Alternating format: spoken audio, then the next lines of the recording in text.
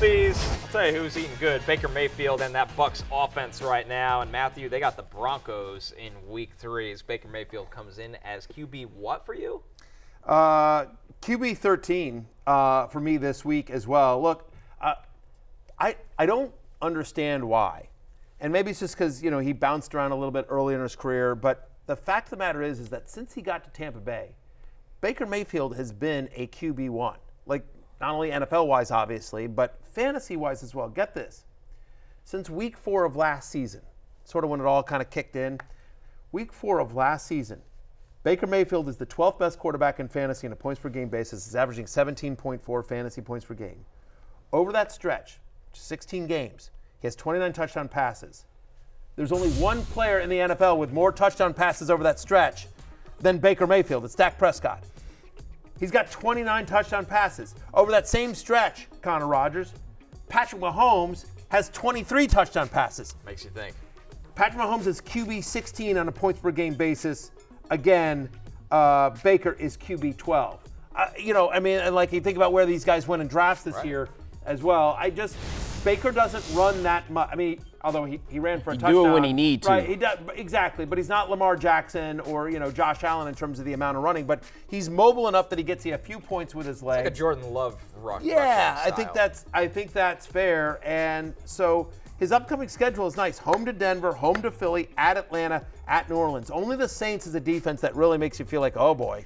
You know what I mean? And even that, too, it's like if you playing good football, you playing good football. Right. And like you say, this goes back to last year, which was a career year, not only regular season, got in there and had a playoff win against the defending NFC champion Eagles. So, I'm happy for Baker, man. The way he went out at Cleveland, his game got better. The way he approached the game and his attitude got better. And you see all that coming together. That's why he was rewarded with the contract. So not only do I like him this week, like you do as well, but like you say, the schedule upcoming, I don't think it matters who they play. Like they'll have a bad game at some point in the season, but like on a consistent basis, like Baker has been that. I think he is a viable low-end QB1.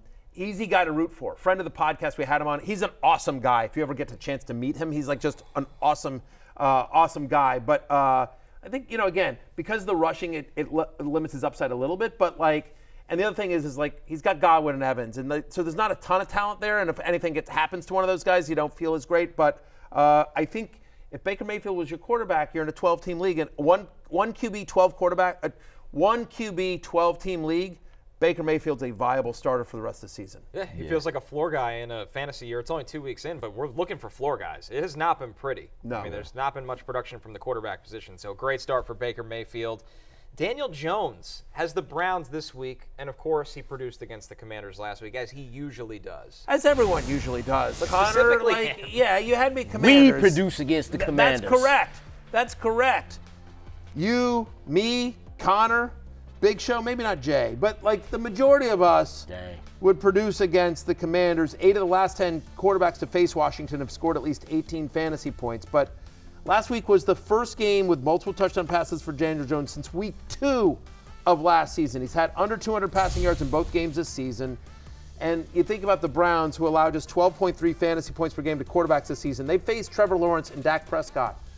Hashtag analysis, but both those guys are better than Daniel Jones. Yeah, and both of them was Trevor Lawrence was quarterback 19 against the Browns in week 2. Dak Prescott, the Cowboys whooped the Browns, right? But Dak Prescott was still only quarterback 22. So I'm not great game by Dan, or good game at least by Dan Jones against the Commanders from a real and fantasy standpoint, but just you're going against Cleveland this week. You got Dallas the week after that, at Seattle, then versus the Bengals. So, I hope you enjoyed it while you could, but it's going to get tough for the Giants and Daniel Jones. He's my QB 27 this week. What you can do is you can waive him and then wait until they play the Commanders again, pick him back up, use him that week, and then waive him again. Do it a week before. Get him a week before, so you know. We opened this segment talking about how underrated Baker Mayfield is. To a lesser degree, Matthew, you could say the same about Geno Smith, who has the Dolphins this week, and now he's in Ryan Grubb's offense that wants to throw the ball. We as a show have been talking about this a lot, especially Jay. Jay's been carrying the flag